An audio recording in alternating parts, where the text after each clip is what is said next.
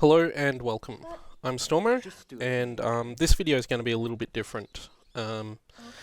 Yesterday as I'm recording this, it'll be 2 days ago when it goes live, at the Sony press conference, something amazing happened.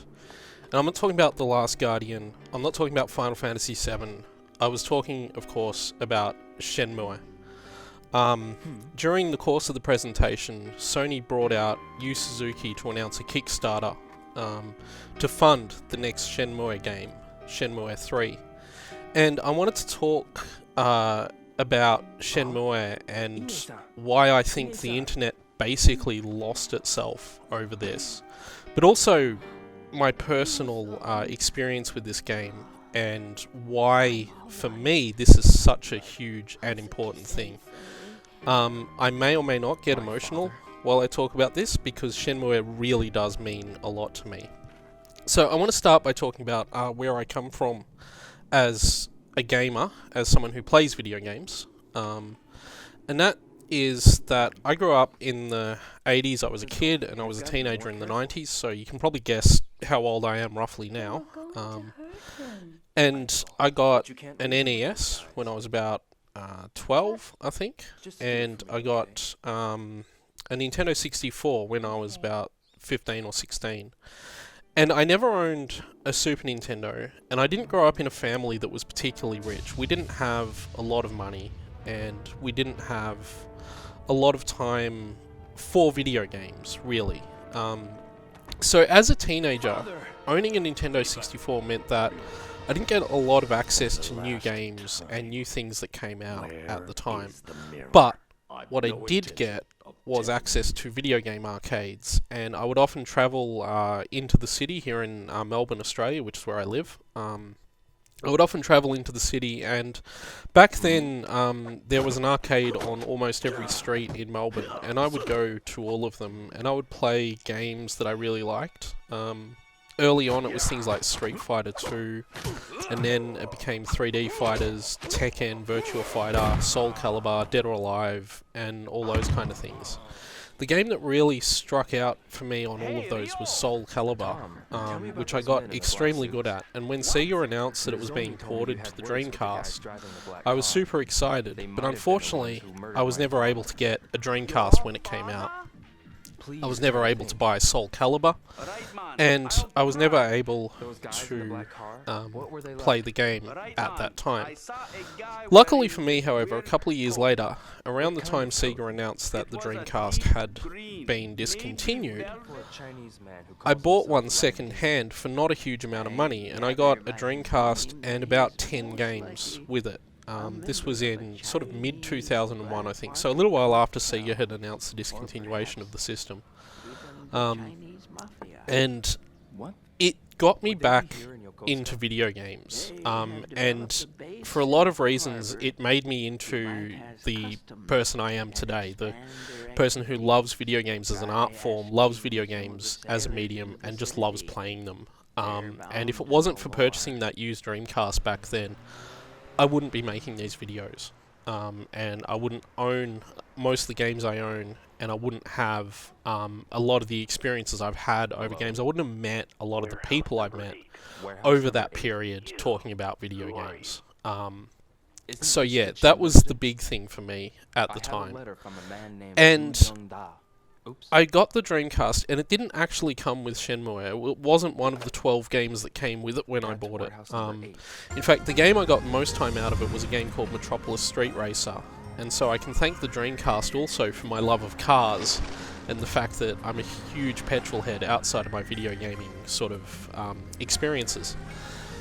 With that said, someone told me that they had seen a copy of Shenmue available at a video game shop. In fact, it was the same video game shop that I purchased the Dreamcast from, which was a place in a shopping centre near me called Video Games Heaven, and this was a really cool place to hang out back then because the owners knew their stuff, and it was an independent game store of a kind that no longer really exists in Australia, unfortunately, but it was definitely one of the best. And to give you an idea of how cool this place was, some years later I got a copy of Radiant Silvergun for the Sega Saturn, and the owner was completely beside himself when I told him I had it, and he wanted to see it. So I brought it in and showed him. He was pretty happy about it.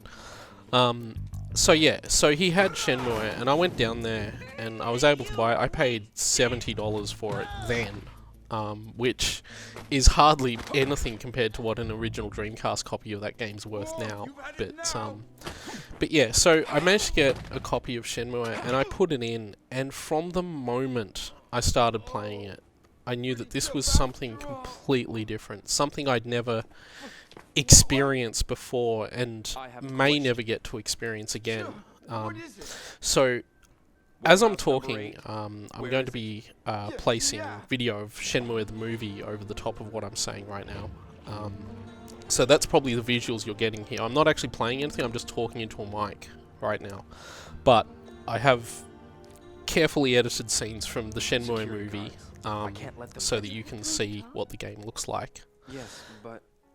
And I sat down and I played this game, and at first I wasn't sold on it. I didn't feel it at first. But the awkward voice acting and the, at the time, pretty cutting edge graphics and the sort of scope of what it tried to do came to me slowly as I played through it.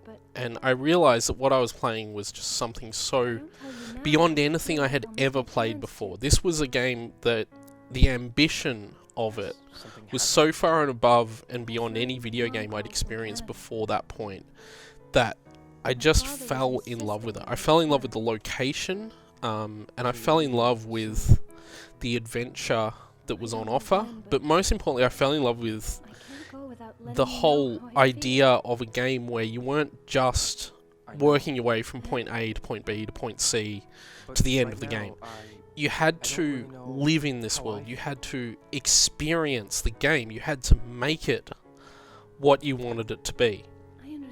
And that was where Shenmue really got me when I first got it. And I really just... I discovered that the best way to play it, and I played through it a couple of times back then. I've played through it fairly regularly since, although not for a while now because my Dreamcast has long been packed away. But I played through it, and I just kept thinking, you know, this is a game you're not supposed to play. You don't play Shenmue, you experience it, you live it. You get up every morning in the game and you go down the street, you play with the kitten, you buy some capsule toys, you go to the arcade and spend some money on one of the games there, you walk into the convenience store and maybe buy something, have an awkward conversation with the owner, you have those incredibly awkward conversations with Nozomi, who is your girlfriend, and you let the plot unfold around that structure. And if you can't do that, I fully understand that, because it's not a game that stops you from not doing that. You can just blow through Shenmue fairly quickly. You don't need to experience it, but you miss all of this stuff. You miss the wandering around the streets, you miss the awkwardly asking about sailors, you miss the weird conversations that you'll have with people that you meet, and you'll even miss the forklift races that the game has later on. And so I learned that the best way to experience Shenmue was to play it like this. And then a couple of years later, Shenmue 2 got released on the Xbox, and Shenmue 2 blew my mind. Because I loved the first game, and of course, when you finish the first game, it pretty much says straight up that you need to wait for the second game to come out. And the second game came out on the Dreamcast. It was one of the last Dreamcast games, and thankfully there was somebody at Sega who saw sense in porting it to the Xbox, the original Xbox. And I managed to get a copy of that, which is where Shenmue the Movie actually comes from. It's shipped with the original pressing of that game. And I played through that, and I thought, wow, this is just so good. And you arrive in Hong Kong, and because Shenmue 2 is set in 3 areas. It's set in the Aberdeen area of Hong Kong, I forget the name of it now. It's been a little while, sorry guys. But yeah, the Aberdeen area, the other parts of Hong Kong, the sort of Docklands area, the sort of suburban area, and then it's set in a place called the game calls Kowloon, but what is actually the walled city of Kowloon. And this was just one of the most astonishing places I'd ever been in a video game. And I didn't know back then that the walled city of Kowloon was a real place that actually existed. And in fact, if it wasn't for Shenmue, I would never have actually sought out information about this place and what happened to it and how it came to be and how it was, even the way it was presented in the game. So in a lot of ways, Shenmue 2 is important in terms of being something that provides a sort of experience of that place, even if it is very cleaned up and sanitized and very much a small portion of that walled city. It's there and you can walk around it in fairly good detail and it's great fun to do. And I was just so completely blown away by how well the game represented these locations, especially the Hong Kong locations, which was so much bigger than what we got in Shenmue. In fact, if I had to choose between the two of them, I wouldn't hesitate to choose Shenmue 2 over the first game. But to me, they're not separate games. They're part of the same game, the same experience, and I can't think of them as Shenmue 1 and Shenmue 2. To me, it's Shenmue all the way along. And I just... there is nothing I can say that will express how I felt yesterday morning at the Sony conference. And there's a video going around of the guys on Game Trailers who basically go completely spare when the first note of that song comes up. And you might think that they were just overreacting or trying to hype it. I can tell you, as a massive Shenmue fan, that their reaction was almost exactly my reaction at almost exactly the same moment. It is that big a deal to someone like me, because what happens in Shenmue 2 is you get to the final part of the game and you are finally introduced to the game's second major character.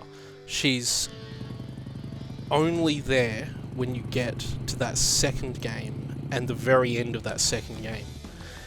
And you spend a while walking and talking with her through what was, at the time, an absolutely beautifully rendered region called Guilin. And you finally come to her village, and there's some stuff happened, and then the game stops. It doesn't end, it doesn't conclude, it just stops. And like the first game, we all thought, well, Shenmue 3 is a lock, and it will happen. But then it didn't happen, and so we were left with Ryu and Shenhua in that single cave at the end of that game. And for someone like me, who absolutely loves the Shenmue games, it was heartbreaking to have to wait. It was completely, impossibly difficult to have to wait. And it might sound a bit corny and a bit weird to talk about a video game in that kind of way, but Shenmue felt, for a lot of people, and especially for me, like more than a video game. It felt like something bigger. It felt like what the future of video games could be. The idea of an interactive experience, of some kind of story that could be told in a way that your character developed how you wanted, or your experience of it would be different to everyone else's experience, and you would do it a different way to everyone else, and all that stuff. Shenmue felt like this proper experience, not just a game, but a complete package that you could just get into and get out of and enjoy. And the goal originally had been to release the game as about 12 separate episodes, but by the time Shenmue 2 came around, that became impossible. Unfortunately then, Shenmue 3 never happened. And I often felt, talking to people online or being around the world, that I was the only one who still cared about Shenmue. I often felt that there was this game that people had forgotten about, or that they just didn't want to remember anymore. Sometimes you'd make a joke with someone, you'd say, hey, do you know where to find some sailors? Or you would have one of those awkward conversations between Nozomi and Ryu, just reenact it, because we've all got those committed to memory. Or you would just simply, you know, mention Shenmue 3 as a joke for a game that might be announced at a press conference at E3 one year, and I'm pretty sure I've made jokes about it every year that I've paid attention to E3 press conferences. Never once thinking that what happened at Sony's conference yesterday would happen. And in fact, I tweeted after they finished showing The Last Guardian yesterday that the only way they could top that was by showing Shenmue 3. Apparently, Sony turned around and said, challenge accepted, because that's exactly what they did half an hour later. And to understand why the reaction is the way it was, you have to understand that there's been people like me just believing in this idea of Shenmue 3, that it could somehow happen at some point in the future. And we kept the flame alive, I guess, from then to now. We maintained the memory of those games by either playing it or by talking about it or writing about it or whatever. But the important part was we never forgot. And seeing Yu Suzuki up on stage yesterday, and his reaction to the crowd's reaction to him was, and I'm not even going to lie, I got tears in my eyes when I saw that. And in fact, I've got tears in my eyes now just remembering it and talking about it, because it was such an amazing moment. And for such a game to be so meaningful, not just to me, but to all those people who have reacted, the game trailers guys, that guy in the audience that was going around the photo with his hands raised in the air, as though he'd just seen the ascension of a god or something like that. That was the kind of thing that those people would feel, and it was what I felt as well, because like I suspect those guys, and like a lot of people on the internet, but perhaps not everyone who's reacted positively to this announcement, I just feel that I'm not alone anymore. I've felt for so long that I was one of the few keeping this game alive, keeping this idea alive, and to see the response that everyone gave yesterday, you realise that it's more than just a couple of people on the internet talking about a once lost classic game. Shenmue is a massively important game to the entire video game industry. It was the first 3D open world game. Without it, games like Grand Theft Auto, games like The Witcher 3, games like the Skyrim, the Elder Scrolls games, they wouldn't exist in the form they currently exist in without the things that Shenmue pioneered. And while it was not a perfect game, and in fact we can blame Shenmue for the creation of the term QuickTime event, it was an ambitious game, and a game with a vision, and a game that sold an idea to a legion of players who've wanted it from then up to now, and they've given everything they can. And as I look at this, the Kickstarter is now well over $2.5 million. And it can only keep growing from here, because it's got another month, almost, by the time this video goes up, to finish, and it will finish. And the great thing is that instead of making jokes about the fact that Shenmue 3 is never going to get made, making these half-serious jokes about someone announcing it and then forgetting about it, I don't have to do that anymore, because we now have a time frame and a release date. We now know that this game is going to happen, and we know that it's going to come. And while the wait is a bit longer, it's going to be at least another 2.5 years, that's fine, because at least now we know it's in development and in production, and that we are finally going to find out what happens after that cave at the end of Shenmue 2.